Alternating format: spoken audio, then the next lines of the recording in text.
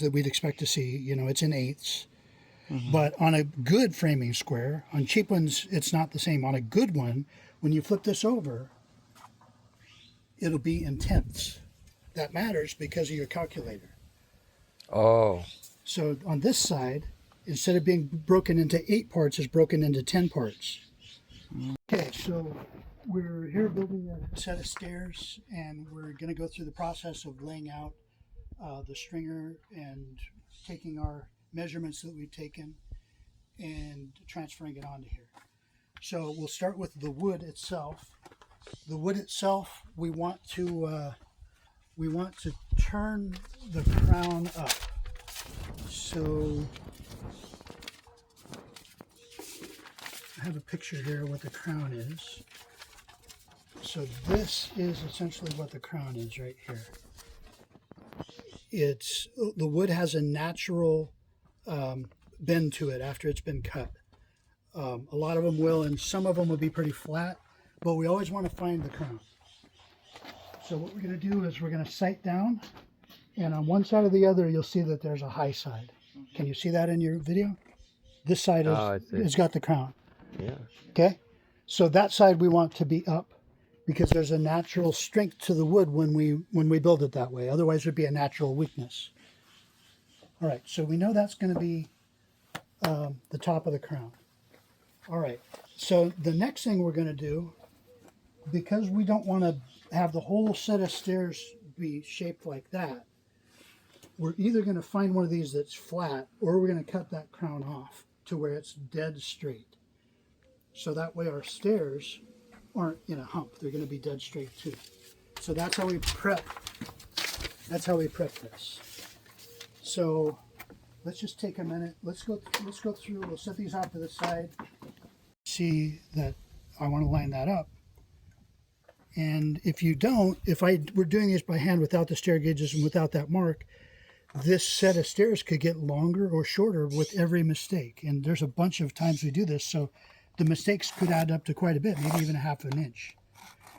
And let's say you're doing this inside of a house where your space is limited. Well, you may not have a half inch to give away. All right, so this is the third one.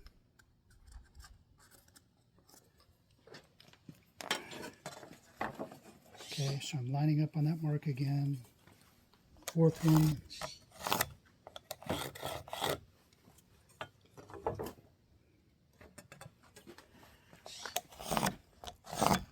Fifth one.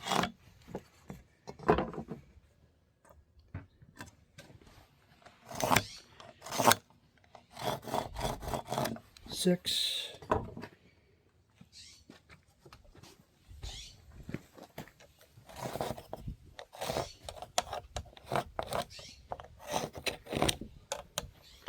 Good strong pencil lines here, because if they're weak, it's just a little extra work to come back in and fix it later, because you really want to be able to see it when you're cutting.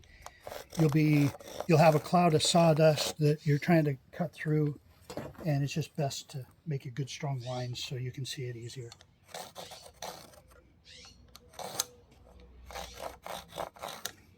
So 8, and then there's 9. Okay, so let's look at our drawing here. Let's see how this all lays out. I'm going to flip you around. All right, so we've got 10 rises total, and let's see, 10 rises. So 10, so we want one more.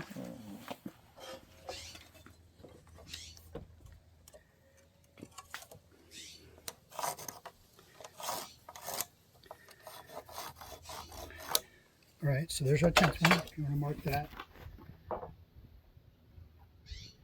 Okay, that's good. So what we know from this drawing, this 10th one is not actually a part of our stairs. So we're actually, when we look at this 10th rise, we're actually looking at the deck instead. So this is the height of the deck. This will be the end of our stairs.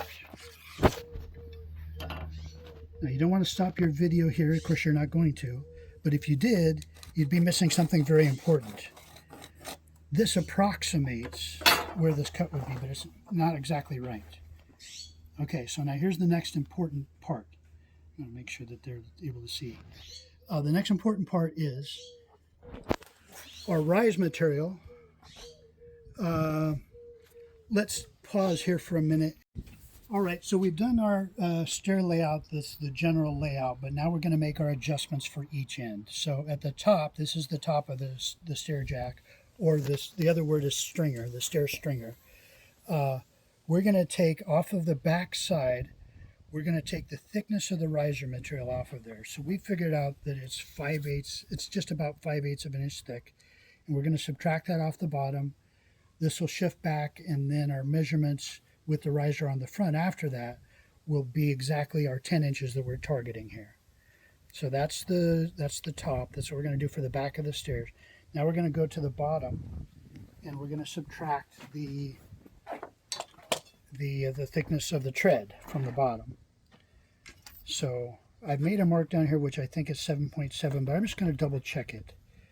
So if I go back to my old mark here and I come across, actually all I have to do is go on this side, then I can mark right here, and that's exactly the same height, which is a little different than my initial estimate, so that's good.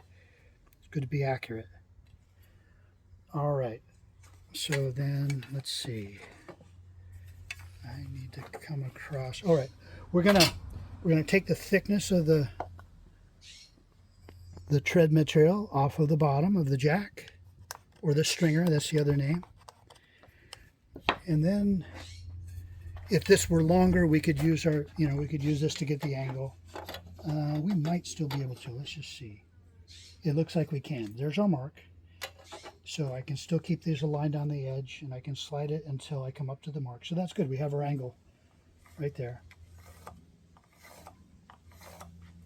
And that will be the actual bottom. And so just for perspective then, we can see that our tread material fits right there.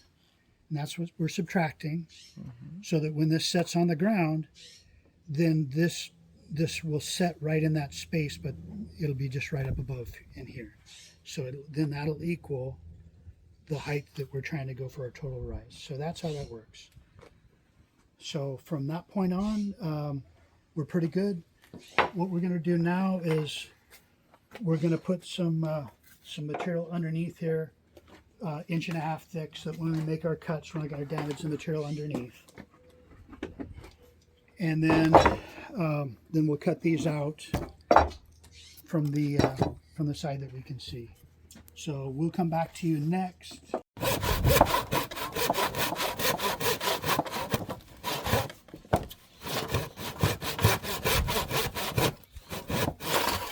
You can use a power tool for this. You don't need to use a handsaw. It will do a kind of a nice job because it's got a big surface to keep it all lined up.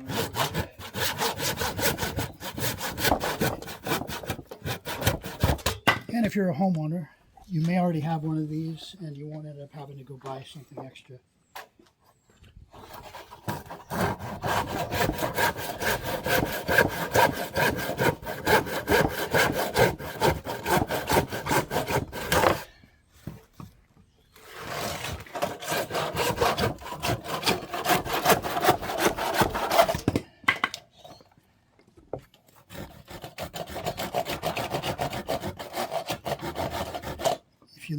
So we've cut our test stringer, our pattern stringer, and that's it. It's right beside Matthew there. And before we cut all of the stringers, we want to test it and make sure it's what we expect. And so at the same time, I'm going to do one other thing, and that is I'm going to figure out where our first rise lands up here. And so here's the thickness of our material going on top. We'll put it up there. We know that our rise number is 7.7 inches, which is just a little bit less than 7 3/4, which will be okay for what we're doing right here on this one cut. So we're going to come down here to just, let's just say, a 1/16 below 7 3/4, and I'm going to make a mark, and then I'm going to come over here, do the same.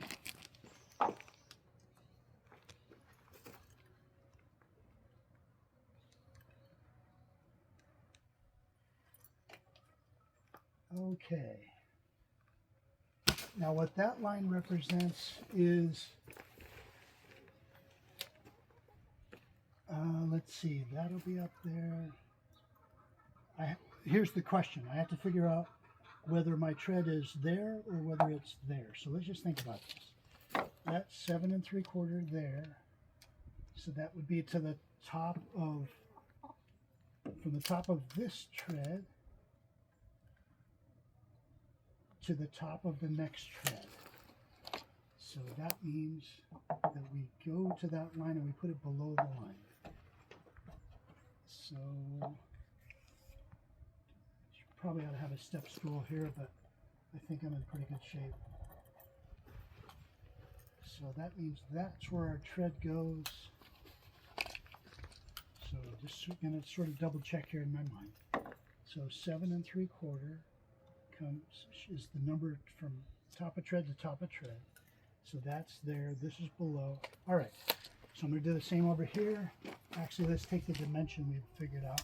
The bottom of that, it's just a little bit less than, well, it's that same number.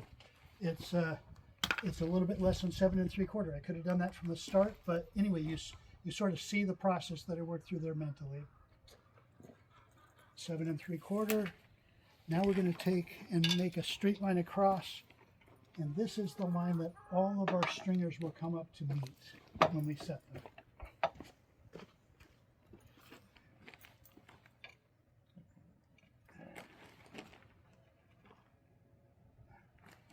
Sort of stuck with my pin here. I dropped my pencil somewhere, so we'll make it work. I have a Almost done. We'll go. Thank you.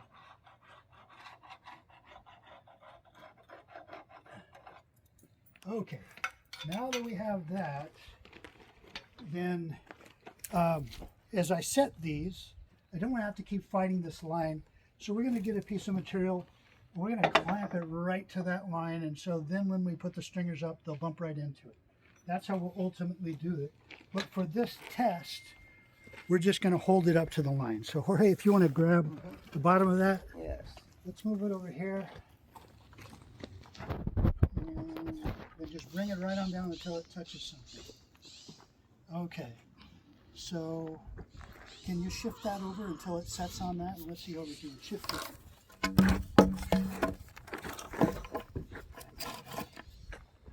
It actually doesn't look too bad here.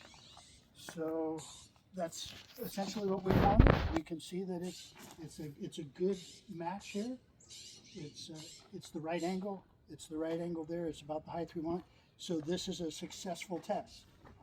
Now we know that we can take this back and use it as a pattern and trace this pattern onto all the rest of our joists and then cut them, and we'll come back ready to install all the joists. Okay, so we're about to trace our pattern onto the rest of the stringers. And so there's a process we want to go through so that we get this right. So I want to keep in mind that I'm right-handed and that I want to be cutting on this side of the line because I'm right-handed. And I'd like to stay in the shade here, and I'd like to cut from this side of the sawhorse. So I'm going to line all this up so that's the way that it works.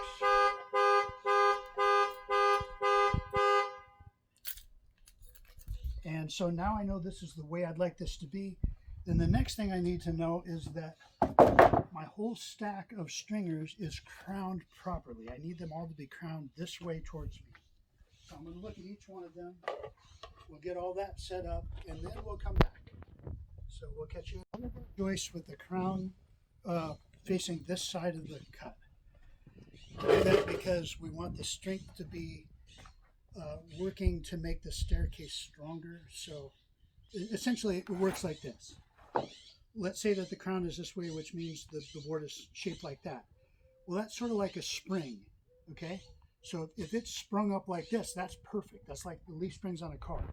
So when we press down, it's going to fight against the spring and it'll be stronger. So if we did it the other way, it would be weaker. So we've just made it so all of the springs, if you will, the crowns, they're all facing up. All right. So we know that now. We've got these all stacked. The next thing for us to do is we're going to trace this onto the wood that we already have. So I'm going to be looking at the end of the wood. If I've got any splits here, I'm going to try to avoid those as long as I can, as long as I have room.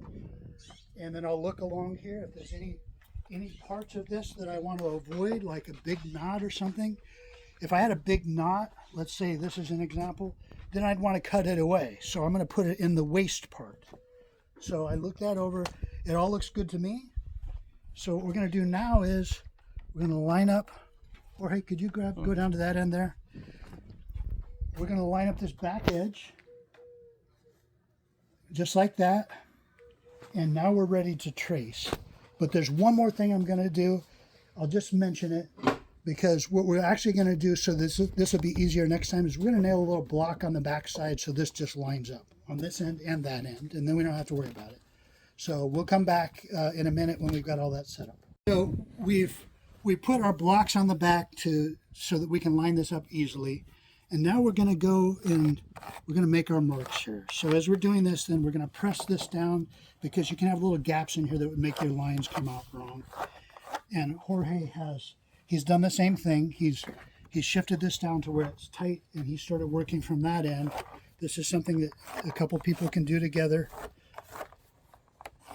And we'll actually go through and we'll mark out all of these before we cut anything. So all of our pattern will be traced. Yep, we're looking good there. Okay. So Jorge, if you want to, so when it binds up, then we do a little punch cut as we walk the saw along, and it'll clear that out.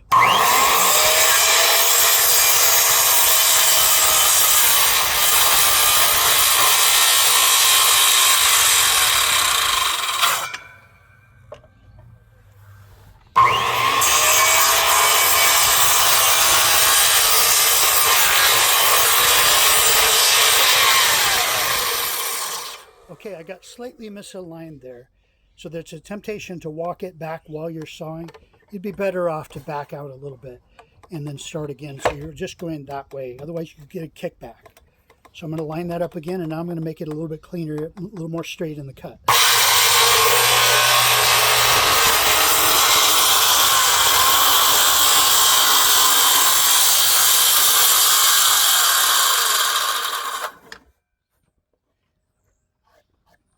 You can see here, if you look at the cut, where you can see it's wider in one spot than another, and that's my correction that I made. You can see where it took out the extra material.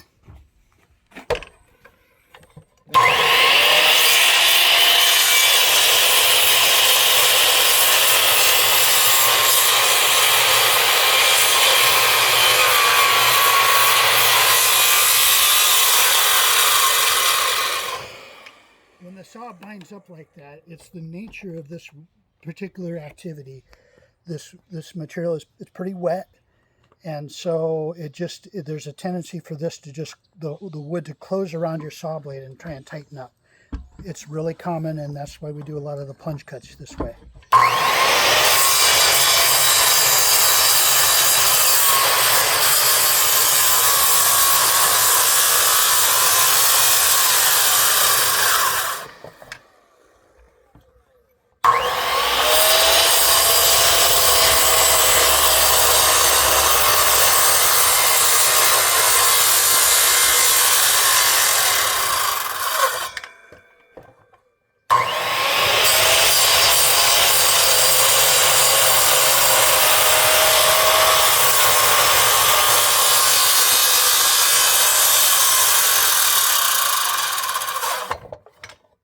That's it for those cuts. We're going to get a saw and clean these out, and then we'll have a pattern made for the rest of them.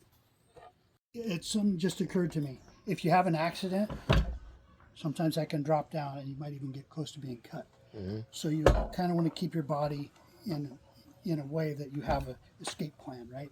If you get like this, that's dangerous, right? My dad has almost cut himself right through here by just being stupid, you know. My dad was a carpenter. But before you burn or after?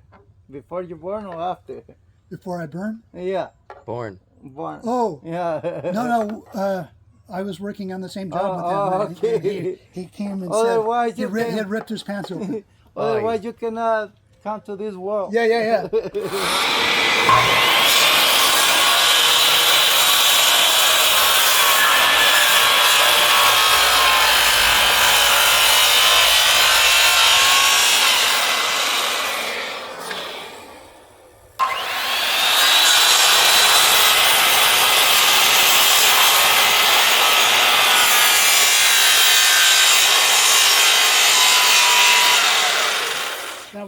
go by because Right. There's- The end.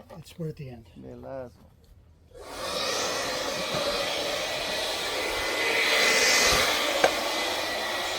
So this one here is completely a plunge cut. We can't even start from the edge. So we're going to end up, I mean, we could cut this away, but we're going to start right in here.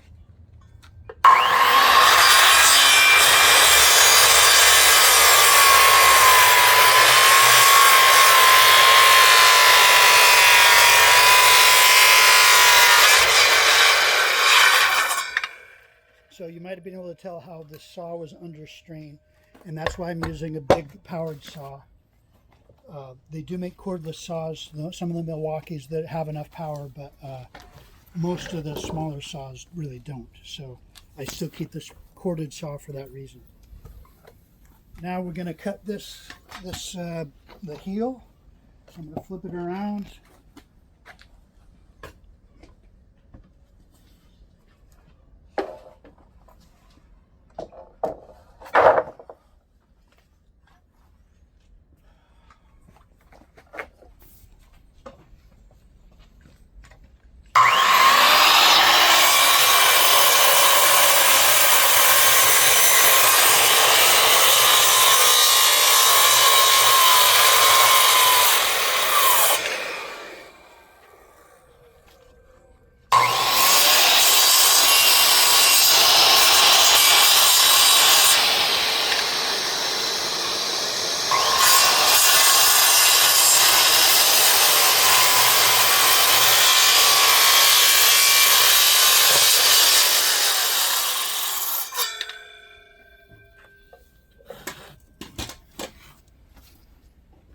All right.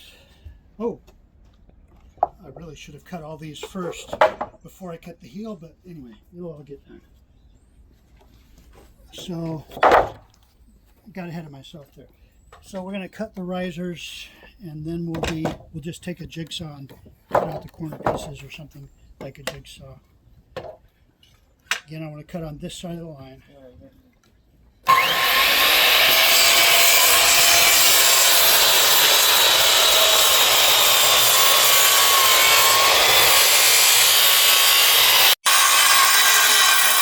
Okay, so I've sort of got the blade established on a straight line. So I'm going to do the rest of what's called the plunge cut, where I drop it in.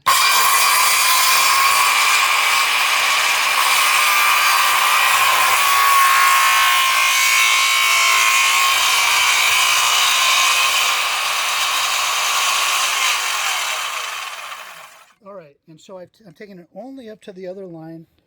I could go by further, and that would be really sloppy work because I would make these stairs weaker. So I don't want to do that. I'm going to come right up to the line. What that means is this cutout piece will still have a little bit left from the back side of the cut. We'll just clean that up with a jigsaw or something like that later. And we'll keep the strength in the saw blade there. All right. So what I'm doing here, I'm going to do, normally, I would just go right on down and do all these cuts this way, but just for the sake of the video, I'm going to show you this cut. Now this cut I was able to sort of leave the line, which is the most accurate way, and this one I won't be able to, I'll have to be guessing where the back side of the blade is. This pencil line. Yeah, I'll have to be guessing where the back side of the blade is because that's just, I need to be able to cut on this side of the line. But it's sort of okay on the riser because it doesn't have to be as accurate. So here we go.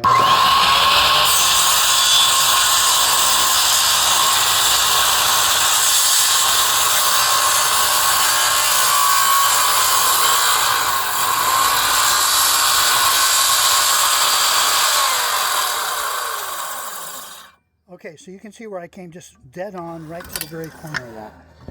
And you saw at the beginning that I held the blade up for a while because I was just sort of getting it lined up, and then once I got it really lined up, then I dropped it right in, and that's called the plunge cut.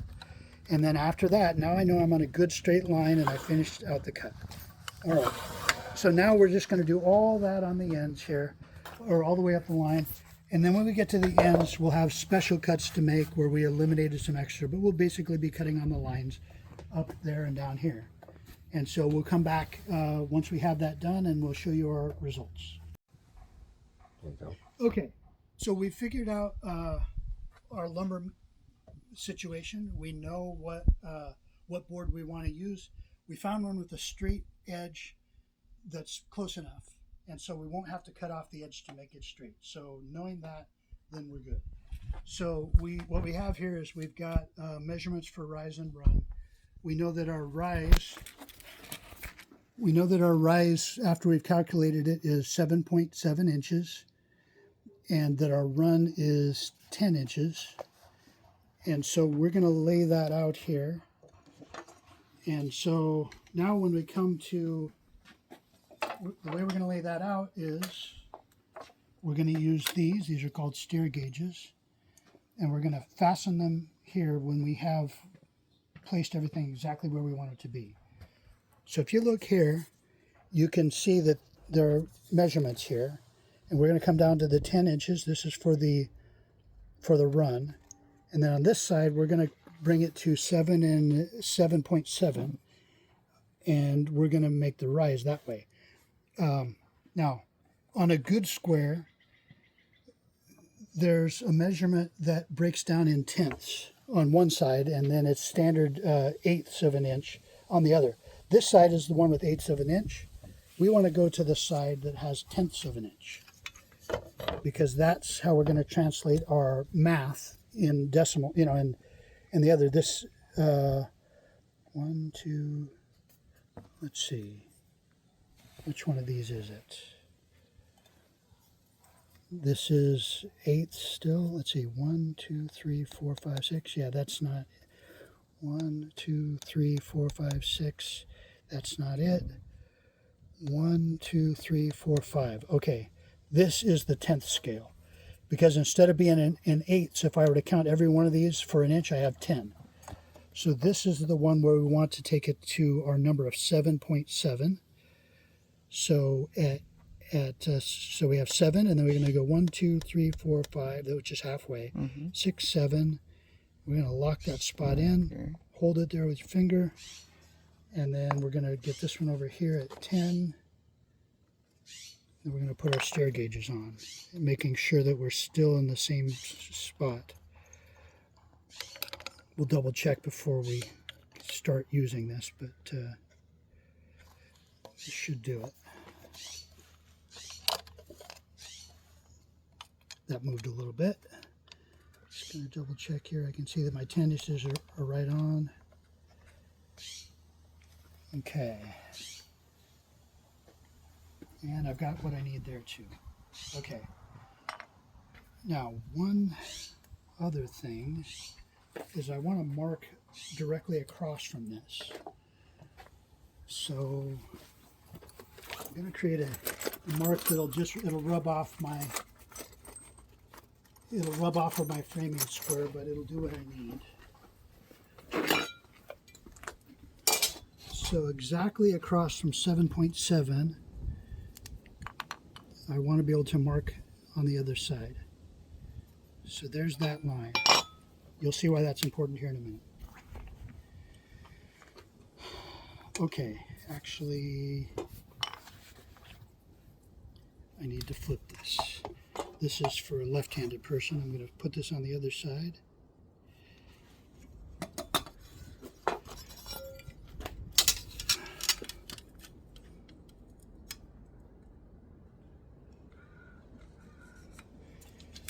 And this is for a right-handed person. And that's because, oh, that's a little bit loose. Got to be sure that that doesn't bump loose.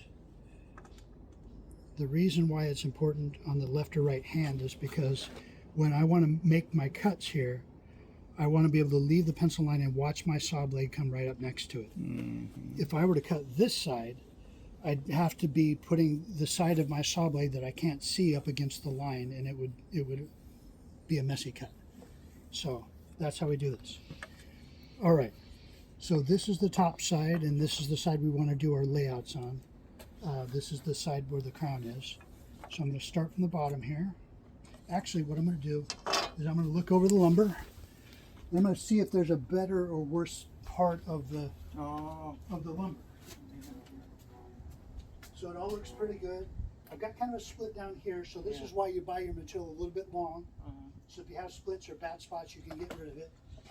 So I know I want to avoid that, but in the end, this is pretty good down here. All right, so we're going to start here then. We'll lay out the first tread here, and then the first rise. And I'm also going to transfer this number across.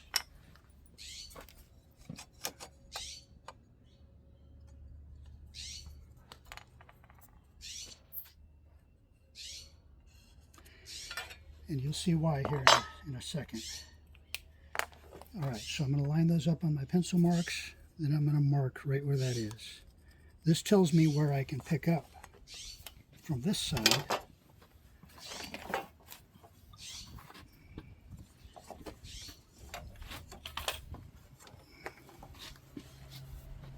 Actually, I'm running out of length there, but I can use this just as a square and make it come out of here.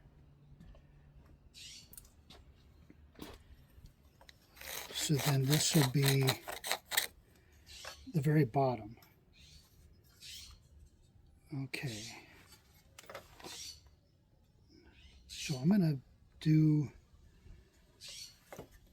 to just, this time I'm going to lay out 7.7 from here, and you'll see what's going on, which is about right there.